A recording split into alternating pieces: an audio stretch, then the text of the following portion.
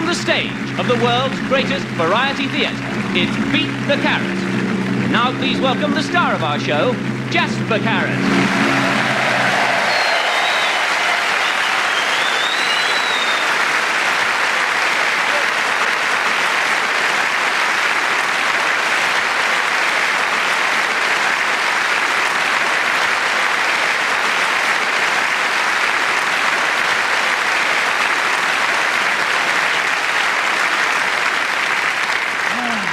Well, a load of old cobblers, isn't it? Do you remember Sunday night at the London Palladium?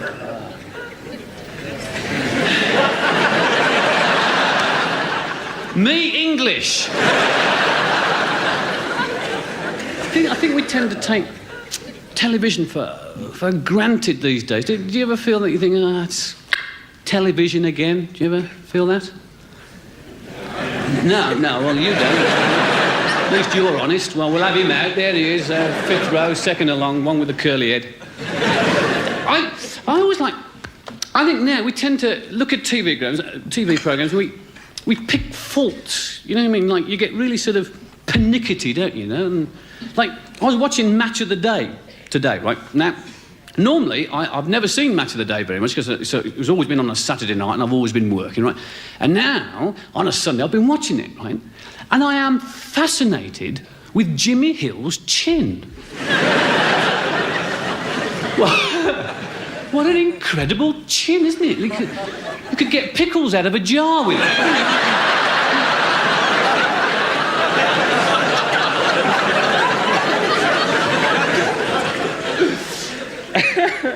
And I don't know, you watch adverts, right? And have you seen that advert with Ted Malt and the double glazing? What a ridiculous advert, isn't it? Hey, there's old Ted Malt wobbling on about double glazing. And everybody should get double glazing, wobble, wobble, wobble. And he holds up that feather, doesn't he? He goes, OK, Reg, turn the fan on. Reggie's standing outside, hears every word.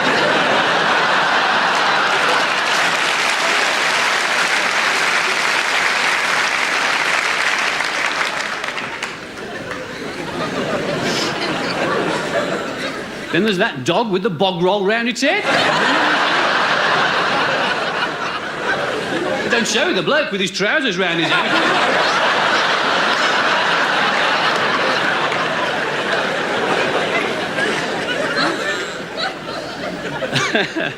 Do you know, I am Crossroads' greatest fan.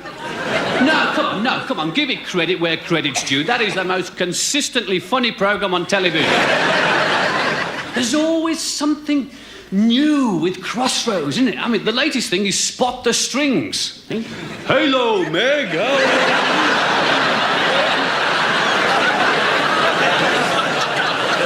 Will the scenery last till the end of the programme? Don't shut the door! I'd love to write the script for Crossroads. I'd have Meg in a sauna parlour. With Albert Tatlock, you have to get the strings out for that, wouldn't it?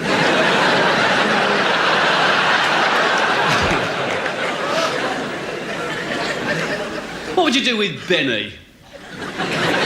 Yeah, well, there you go. He troubles me, Benny, you know.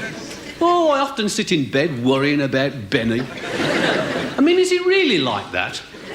I mean, is he... Well, if he isn't, he's a blooming good actor. What's a blooming good actor doing in Crossroads?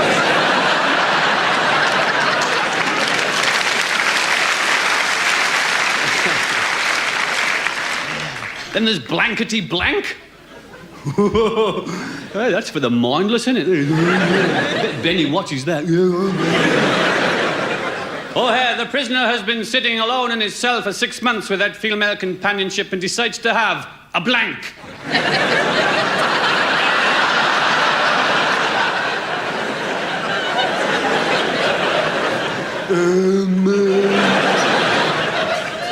Is it a wash, Terry?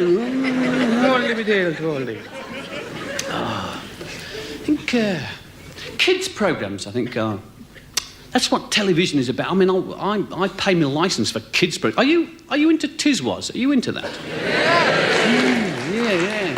Everyone is, but like most people don't admit it. You into Tiswas? Oh, no. But it's like a Saturday morning ritual, isn't it? You get your kids in. Come on, watch Tiswas. We don't want to watch. You bloody watch Tiswas. All that subtlety. And I think Tiswas is live. That's the strength of Tiswas, and I think, and it's a terrific show to do. It really is live. I've done it 3 or 4 times, and you do it and the old adrenaline races round and all your mistakes are there, and the only trouble is them damn kids. 400 of the little monsters, and hello, Mummy! Jabbing lollies in your ears.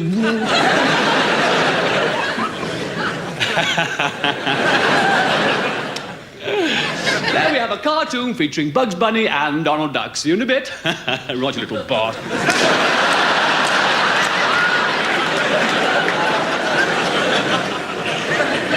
The moms come to get him at the end of the show. You're like, I'm ever so sorry. A camera fell on him just as he was...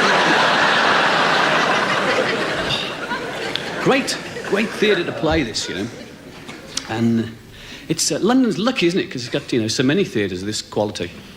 And as you go around the country, like, knocking a lot of theatres down, and... shame, because, like, all these Muppet boxes here...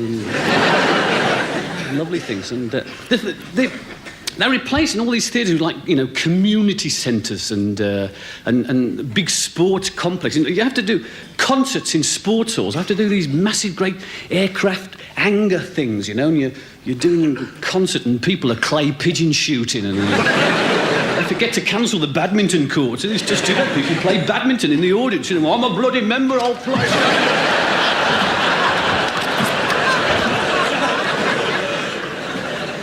Weird, the places you have to play. And I once played Scunthorpe Baths. Impressed? Oh. Yeah, it's strange how you get to venues, isn't it? Because I'll always remember Scunthorpe Baths because it was a while ago. I'll explain, because it's a bit embarrassing, but bear with me. A lot of people are surprised when I tell them that a while ago I actually had a hit single. And it was a thing, so you've forgotten. And Funky Moped was the actual A-side of this single, which is an abysmal song. But it actually sold on the B-side, right? And this was a thing called Magic Roundabout, which was... You heard that? No.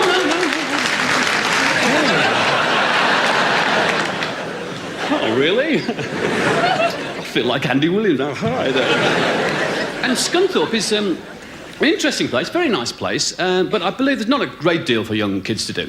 And what the council of Scunthorpe used to do, every Saturday night, they used to open up the baths for dancing, right? And they used to cover it over first, obviously. Reggae in the 7 foot never caught on.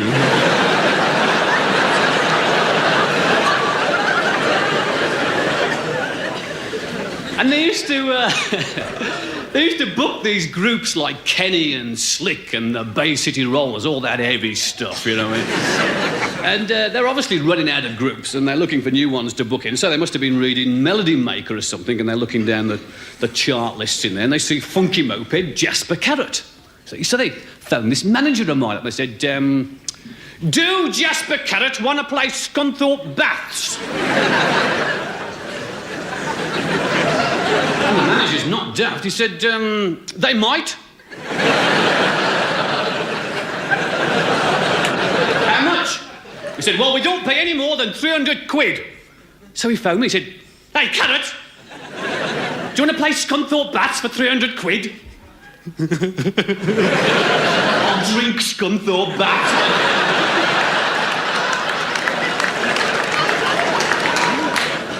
A stupid question, you know. I go, yeah, gimme.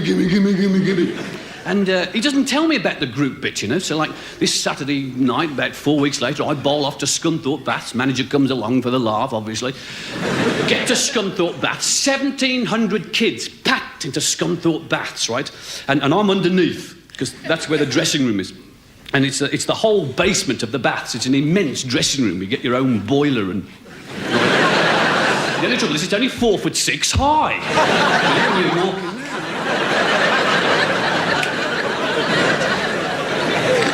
And the manager of the baths is 6'6", you know? I mean, he comes down, he's like a diseased John Cleese. He's like... Jasper Carrot? Yes? Where's the rest of you? I said, there's just me. He said, blimey, where's your equipment?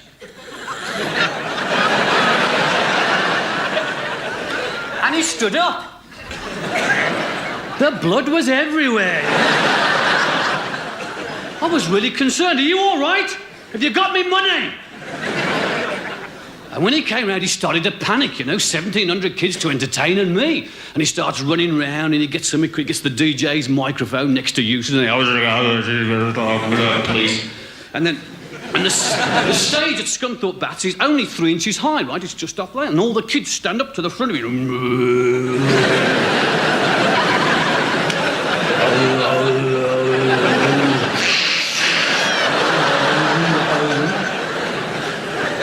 The manager of the Baths is panicking. He says, boys and girls, Jasper Carrot drunk, he's off. I bound out to this apathy, you know.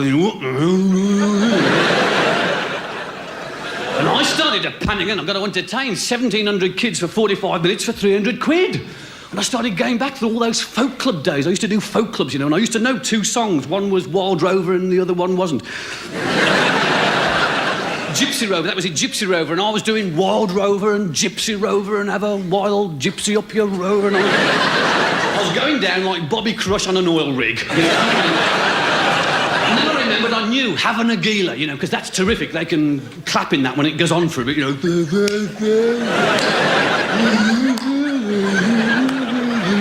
I'm into about 38 minutes and my manager goes up to see the manager of the Baths for the money, right? And he's counting out these 300 quid in £1 notes. I'm into having a gila for about the 23rd time and he's slowing down a bit. He finally puts the last £1 note on the pile. My manager snatches it up and he runs down the stairs and he runs into this auditorium and he stands at the back of these 1,700 kids going, Carrot! Carrot! I've got the bleeding money! That's all boys and girls. I'll see you again. Good night. They go, good night.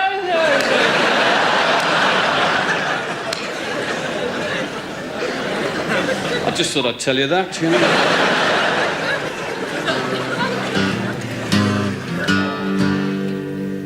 This is for Beryl as well, whose birth date is this year.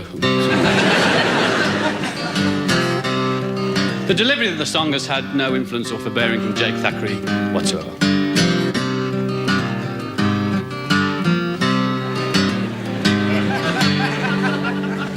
He was a fine upstanding bantam cock, so brisk and stiff and spry, with a springy step and a jaunty paloom and a purposeful look in his eye. In his little black laughing eyes there was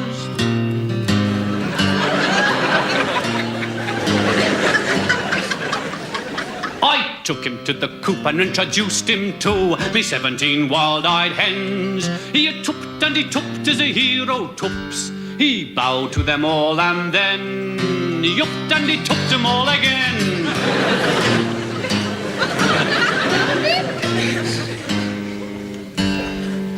And then upon the peace of me ducks and me geese he rode laden in true. With their glazed eyes and open mouths they bored him with fortitude and a little bit of gratitude. He jumped me giggling guinea fowl, he thrust his attentions upon me 20 hysterical turkeys and a visiting migrant swan. The bantam thundered on. He ravaged me fantail pigeons and me lily white columbine. And as I was locking up me budgerigard, he jumped me parrot from behind. Who was sitting on me shoulder at the time.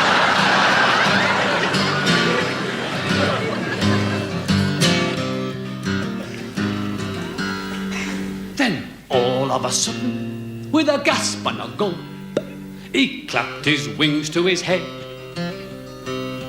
lay flat on his back with his feet in the air.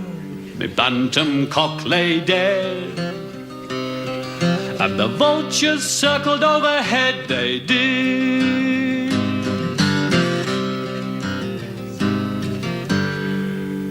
What a noble brute, what a champion cock, what a way to live and to die. I was digging him a grave to save his bones from the hungry buzzards in the sky, when the bantam opened up a sly little eye.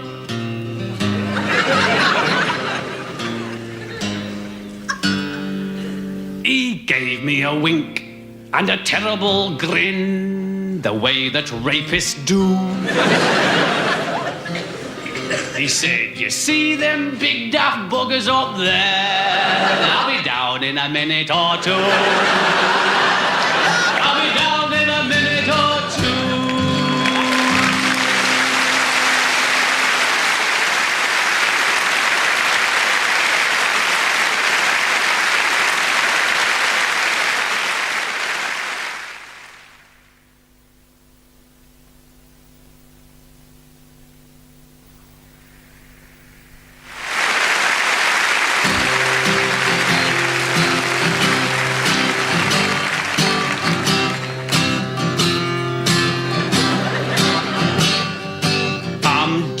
Wild about acne. Acne grows wild about me. I'm just covered in gurgling zits. As far as the eye can see, they call me mellow yellow.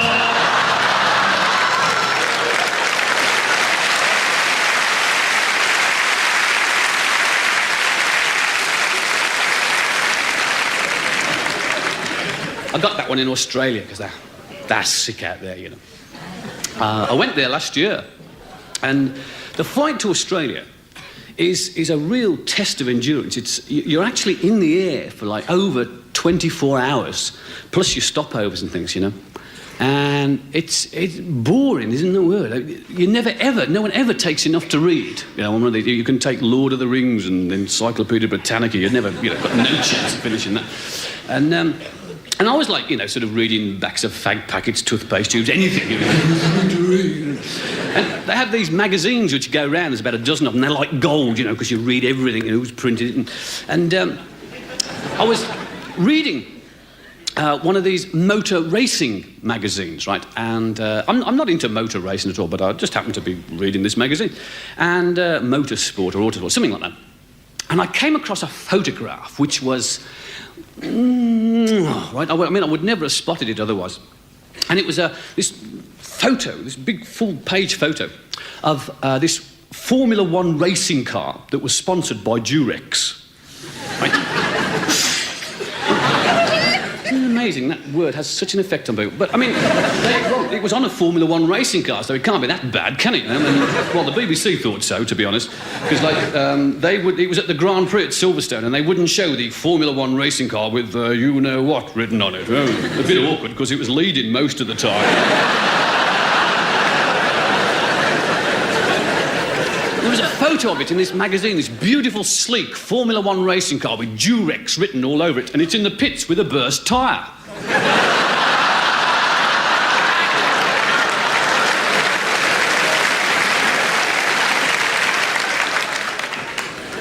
The thing is, when I got to Australia, you see, I had this photo, and I thought, whoa. So I started showing all the Aussies this photo. Hey, look at that, hey. Not a titter, not a glimmer of a giggle, a total sense of humour failure. And I thought, blimey, I'm going to have my work cut out here, you know what I mean? But what you don't realise is, and this is a statement of fact, right, and this is perfectly true, is that Durex is on sale in Australia, but it is, in fact, the brand name of the best-selling sticky tape. Yeah, we have sellotape, they have Durex. Very confusing when you don't know.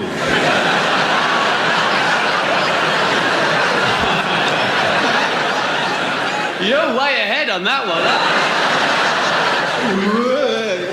Yeah, well, it caught me out a couple of times, I've got to be honest.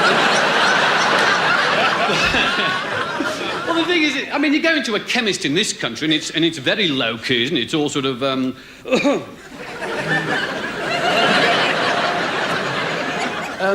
serve the lady first.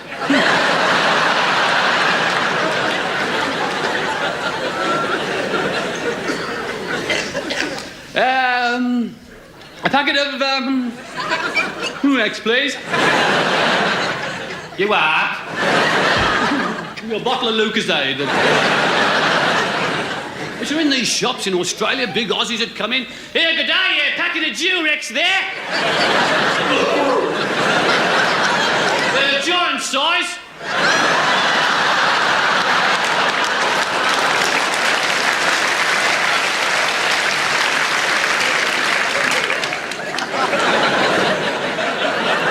And they give him a big roll of sticky tape. I thought I'd heard of do it yourself. That is...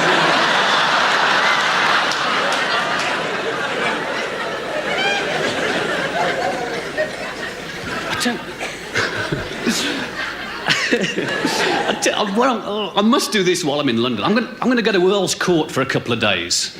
Because I don't know whether you know, but like Earl's Court is where all the Australians live while they're over here. And I'm going to go to a stationer's in Earl's Court for a couple of days. Because, like, the reverse must happen, mustn't it? I mean, some fresh-faced Aussie's going to come in, he ain't going to know, is he? You know, roll the Durex.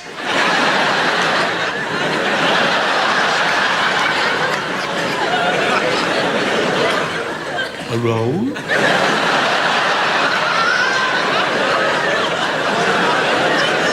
I'd love to see his Christmas presents, so they must be amazing.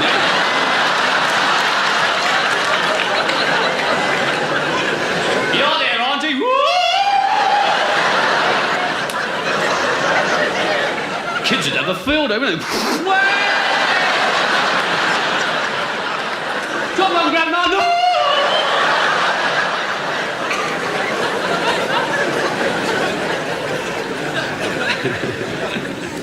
Terrific country, Australia, I tell you. Really got on famously with them all. And I found a couple of things which, well, this one in particular was, I was delighted to find.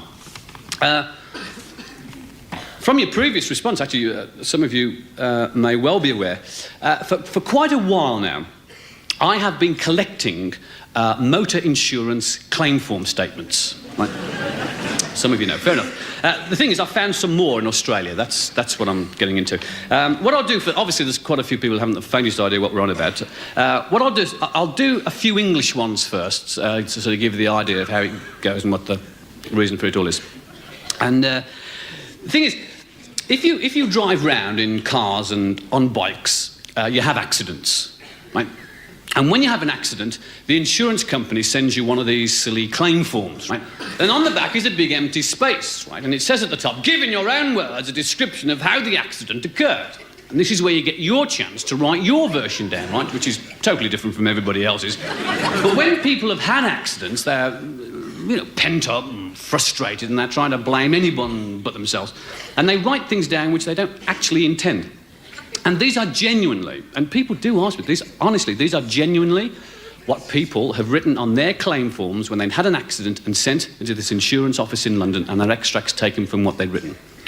Things like, I ran into a stationary tree coming in the other direction.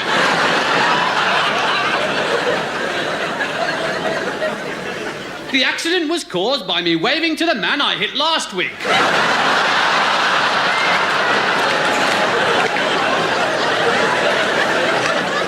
I knocked over a man who admitted it was his fault and he'd been knocked down before.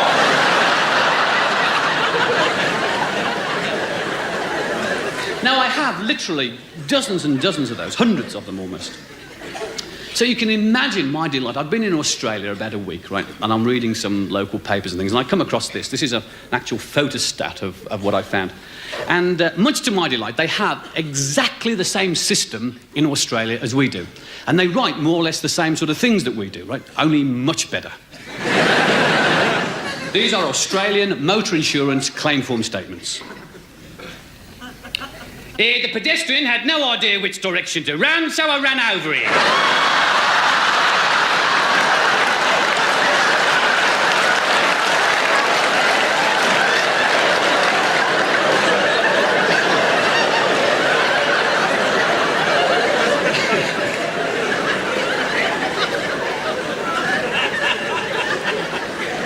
I told the police I was not injured, but on removing my hat, I found I had a fractured skull.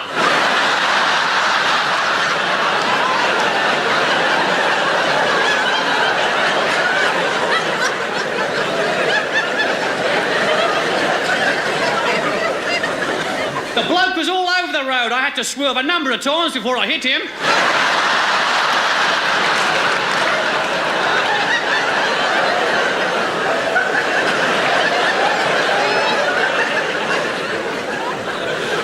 I had been driving for 40 years when I fell asleep at the wheel.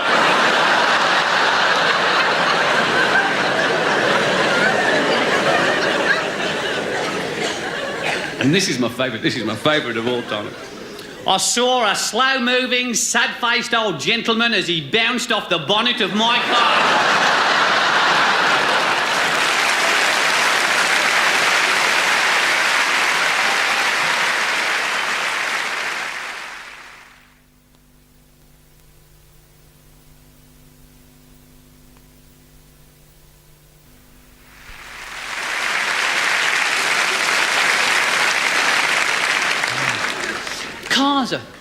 Cars are funny things, you know.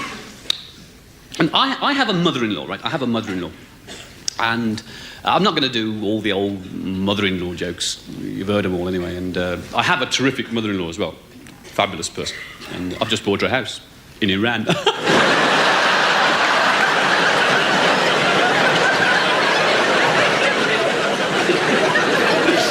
all looking so serious. They're going, hey, I'm sorry. Actually, my mother-in-law has been driving since before the war, right? And she has still to pass a test. And this is a fact. She has some record of the tests taken in Warwickshire or something like that, you know. And friends and relatives have told me stories about her driving, and I've taken it all with a pinch of salt, you know. I've always thought, well, come on, you know. And then one day the missus said, are you coming for a drive with Mum? I said, what now? Yes. Yeah, sure. Yeah, of course. Yeah. Yeah, it's a nice day, you know, if you're going to go. And my mother-in-law has this incredible knowledge of the highway code. Right, it is superb. I mean, there's nothing... She knows all the trick questions, like what colour it's printed in, how many editions have been printed, where they were... But she has a great deal of difficulty relating the highway code to the driving. Right? Yeah, I mean, for instance, it says, and I've got nothing against women drivers, really. I mean, they're just like any other normal psychopath. She has this difficulty with the driving and the highway code.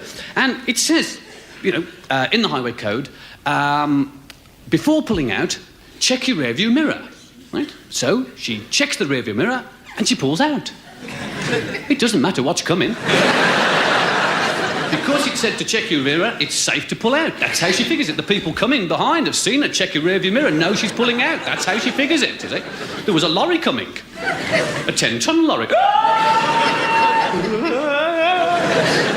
The driver got out and he went up to me mother-in-law and said, what a silly thing to do, madam. Only not so many words. My mother-in-law drove off over his foot. He was going, oh, blast dearie me.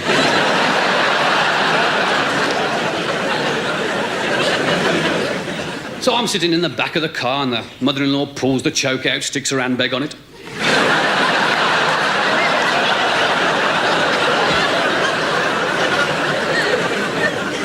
We're bowling along and I'm sitting there watching the pedestrians rush by. Hello, hi, mother-in-law. And the gear lever, that is like, I mean, that is completely foreign to her. That puts oil into the ashtray or something. Time to change gear. Very good. Considering no clutch. We're going up a hill, right? We're going up a hill. It's a very steep hill, right? A 4-in-1 hill, and we're doing 13 mile an hour in top.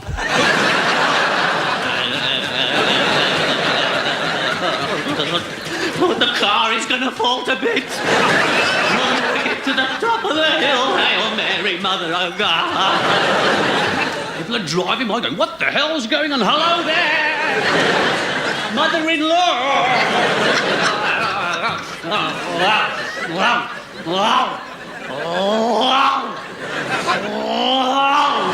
We finally got to the top of this hill with about 2 inches to spare, and I thought, thank grief for that. And she slapped it into second and went... 14 G-force on me face.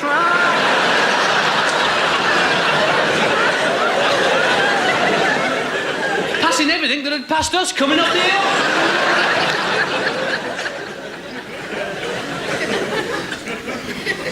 We're going along a straight piece of road. It is a perfectly straight piece of road, right? There is nothing ahead, there's nothing behind, nothing on the side. We are the only car on the road. And she hits the brake. I am... nose job on the window screen. I said, what the hell are you doing there?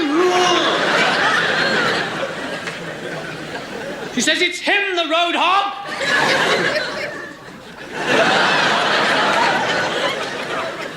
About a mile up the road, a bloke had pulled up outside of his house without indicating. A heinous crime. I'm going to give him a piece of my mind. I thought, oh, blimey, not a piece of it.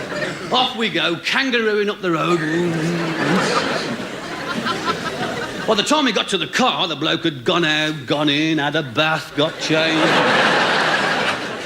Come out, he was pruning his roses, you know. Sees this big old Humber kangarooing down the road. My mother-in-law, over here, young man. He trots out good as gold. And it's a big old Humber with those electric windows, you know. Bzzz, and the back window went down, right? Obviously, yeah. Fatal. Bzzz, the back window. Off we go down the road. My mother-in-law, it's people like you that stop me passing my test. He's going, what the hell's going on here? So it's the mother-in-law,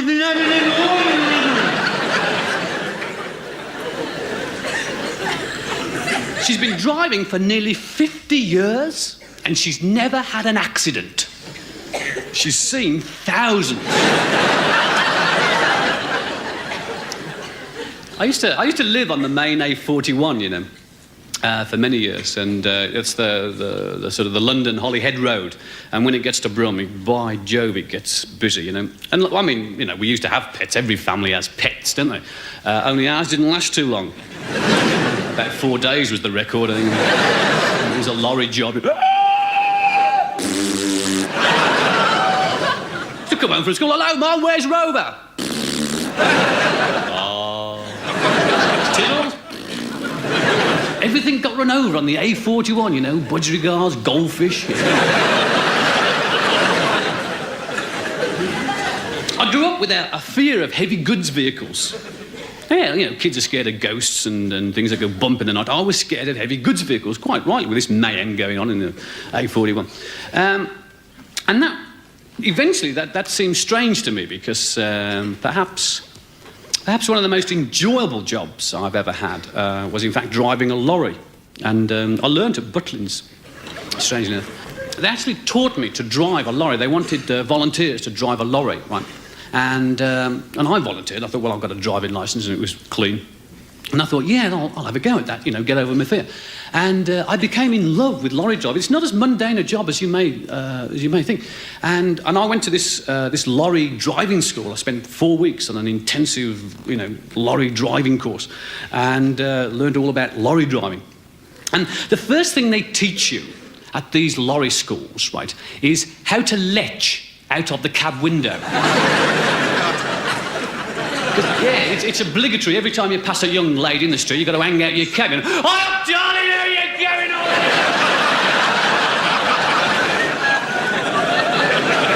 Fancy you, lovely, I'll show you a thing or two. All the women are the same, you know, yobbo. You drive past without doing anything. Blimey, then I'll get some stick. What's the matter with me, you homosexual?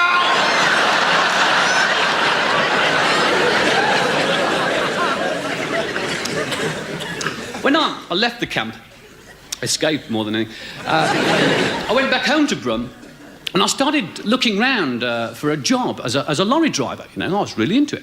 And I started looking through the papers, and I ended up at a supermarket. And it was a big supermarket. And it was in an area called Solihull, and like most wealthy areas, there's a fair bit of surface wealth going on. You know, like they've got a couple of cars in the drive, but there's sod all in the fridge. And I was driving for this supermarket. It was really weird because these ladies had walked around the supermarket, big fur coats. Oh, good morning. Hello. Hello. Hello. Hello. Hello.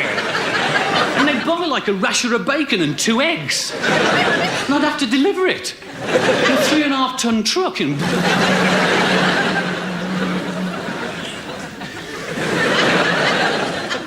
Really strange. And while I was doing this job, right, I became aware of an affliction that I have that I was not aware of before I started, although I'd had suspicions. I have an afflicted right leg, basically. That's it. You can see that, but not immediately apparent. But this right leg is, in fact, a femme fatale to any male dog. You know, this leg has been screwed by every dog in Solihull.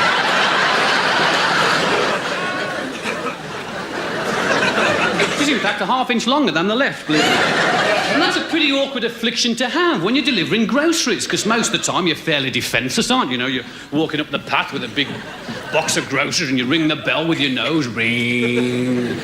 Good morning, madam. Hi, you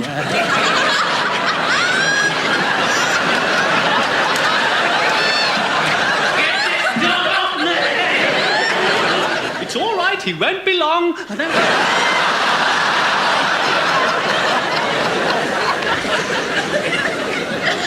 Every order had scrambled egg in it. And while I was doing this job, I didn't have my own personal transport at the time of this particular job. So what I used to do, right, in the evenings, unbeknown to this supermarket, it used to be called George Mason's. They don't exist anymore. But unbeknown to George Mason's, I would nick the lorry and go out to sort of discos and dances and to stick it in the car park. They could never get anything else in. The thing is, once you're inside the dance, no one knows, like, what you drive, do they? You can be really cool, you know. Hi. Hey there. Hi. I'm a computer programmer. Hey. Really? Gosh. And I used to chat to all the ladies as normal, and I used to offer them lifts home without actually telling them what they were going home in. Their faces when they saw the truck. And... we're going home. Yep. It was a big high cab as well. It was a rope and tackle job helping them get up, you know. Come on, up you go. Come on, yeah, go on, yeah.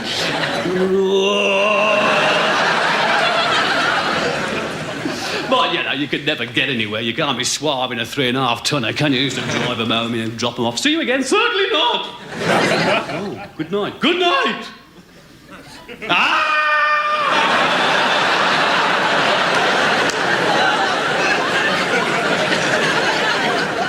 Mind the step. One night, I went to a really posh dance in Solihull. Terribly posh. You know, oh, hello. All the hoo-ha Henrys are there. Hello. All trying to grow chins, aren't they? Hello. No chins bigger than yours. And I was looking a bit smooth this particular, and I'd got my white suit on. And a pair of dark glasses, which would have looked terrific, but I'd trodden on them earlier. So I stood at the side of the dance floor watching these 8,000 dancers. And I started talking to this very posh young lady. Her name was Davina Jacobson. Well, hi there, Davina. I'm a computer programmer. And we're doing all the old yab, and I said, have you got a lift home, Davina? She said, well, I don't really know, Jasper. Yes, I came with Malcolm. He's gone home with Henry. That's the way of the world. I said, well, don't worry, Dav. I've got some wheels. She said, oh, really, Jasper? Absolutely super. I thought of her face when she sees this. Come on, Navina, we're going home already, yes. This is what we're going home in. Fabuloso! Eh? It's a lorry. I've never been in a lorry before. Is it yours, Jasper? Oh, yeah. Oh, yippee! I'm going home in a lorry! And she was a horsey woman because she leapt straight into the cab.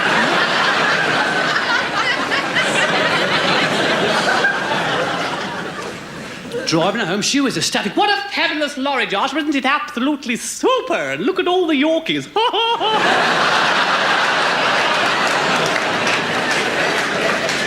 Isn't it lumpety and bumpety? And look at all the bacon. I adore bacon. Oh, yeah, well, I thought, oh, blimey, what have I picked up here? So I thought, well, I've got no chance here. Dropped her off home. I said, see you again. She said, oh, yes. Call round tomorrow, Jasper. It's Sunday. We'll go for a spin in the truck. Yes, call round after dinner and bring all the bacon. I thought, well, anything's worth a try. You know, Sunday morning, had a bath, got the old bacon joint out.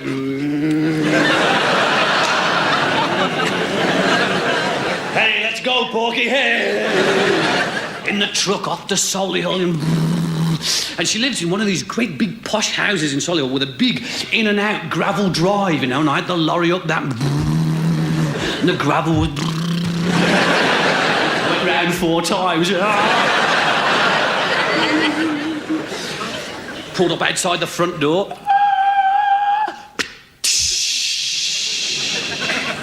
It's got these air brakes. I do that pretty well, don't I? I had to, they never damn well worked, you know. Every time you pull up in the high street, there'd be a couple of coppers walking down, you have to go...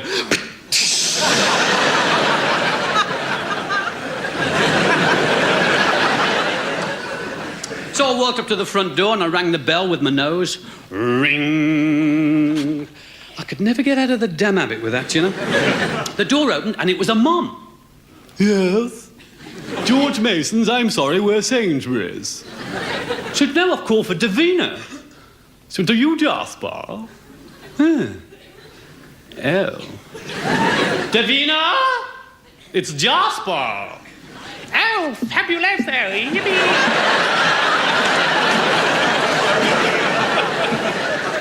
Mum, it's Jasper. He's got a super big lorry. Isn't he absolutely wonderful?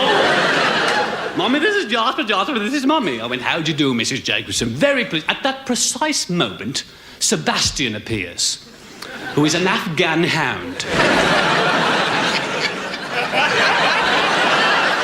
You're way ahead again, aren't you? I had no chance. Get up, man! They were beating him with bricks and sticks. Help me! Kick his balls! The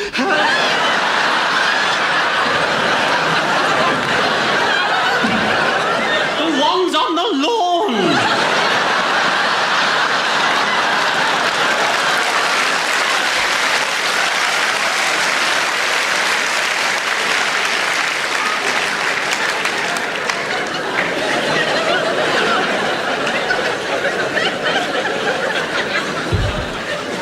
Anyone can make a mistake.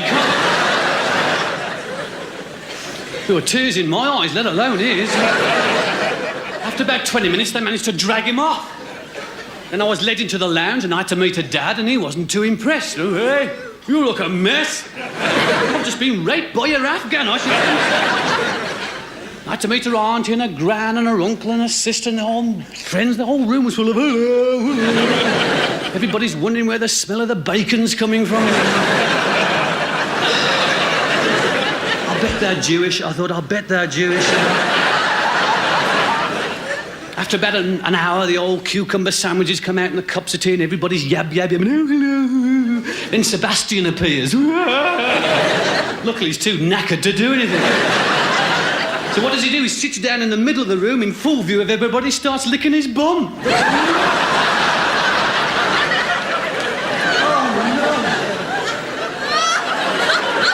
Isn't that embarrassing? What can you say, you know? Wish I could do that.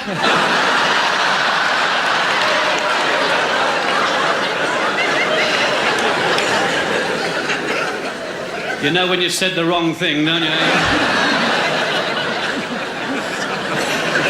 Davina's mum let me off. She looked me in the eye and said, if you give him a biscuit, he'll let you.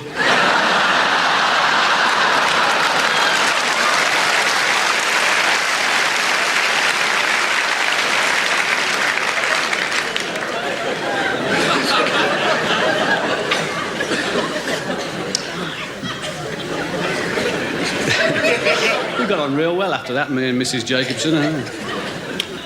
What is strange about all that, you know, is that you'd think people learn lessons. A while ago, we moved house, right?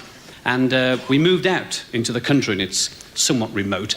And I thought, I'll buy a dog. You know, a guard dog, a watchdog. Good idea, huh? So I bought a Labrador, like, called Biffa, who is mental. I bought a mental Labrador. This geezer who sells bent dogs, you know, conversations with hair lips and things like that.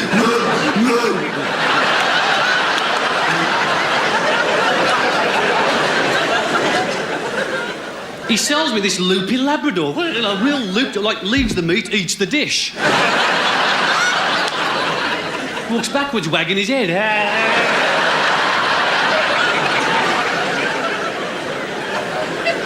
A totally useless watchdog, scared of his own shadow, stupid animal, you know? Like, I've tried to train him, people have called to the house, I've leapt out on all fours and bit him. He just sits there, any more dishes? Stupid animal. I thought we had it cracked one night. One night it was really, really quiet, really dark, and he was out in the hall, and suddenly he went bonkers. And I went out into the hall, and he's up against the door, looking down the garden. And all his fangs were showing and dribbling, and his hackles were up. It scared me to death. Oh, please let it be a burglar, please let it be a burglar. Went and got a torch, opened the door. Go on, Biffa, kill, maim, disfigure. And he started padding very slowly down the garden. And he came face to face with the lawnmower in the middle.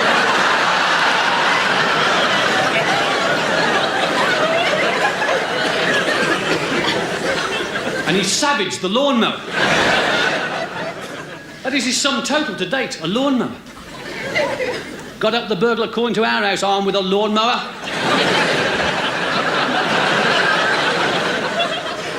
And he keeps running away, It's his home, we feed him, we don't beat him often. He keeps running away. Fatal. I put the phone number round on his collar. Fatal, the worst thing I could ever do. Morning, noon and night, they're phoning now, aren't they? Hello, do you own a Labrador? Yes, well, he's at the bottom of my garden attacking a bloody lawnmower. And a mate of mine, he knows the problem I have. He works on a building site, comes round one day, got this great big concrete block on this, like half a ton with a metal ring sunk in the top. He's found it. Took 10 of us to get it off. Gunk. Got a great big heavy metal chain round the ring in the concrete block, round the dog's neck, round his collar. I thought, get out of that. Took him an hour. A phone call from the local police. I mean, they know him of old. Hello, Carrott. It's a Labrador again, eh? Guess what he's doing now? Well, he's running down the A41, towing a bloody great lump of concrete.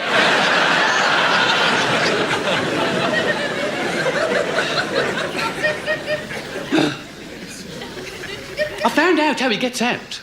I found out how he gets out. He gets out at the bottom of the garden.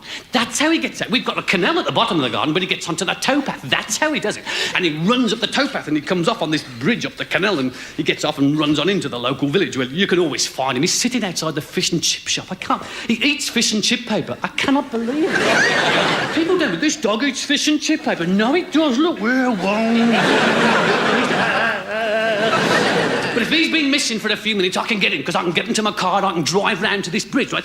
And it's a big bridge, and it's got a big restaurant on top of it. And I park in their car park, and I come back over the bridge, and you can see the dog coming down the towpath. I run down the embankment, and I hide behind the hedge, and I take my shoe off just in case I can get hold of him. And this has been going on for quite a while now, and the restaurant love me. What trade they are doing because of this damn wretched dog keeps getting out. Now, people won't book a table till the dog's free, you know. Is the Carrott's dog free? No, so, well, we're not having a table then, are we? No. Where's the Carrot?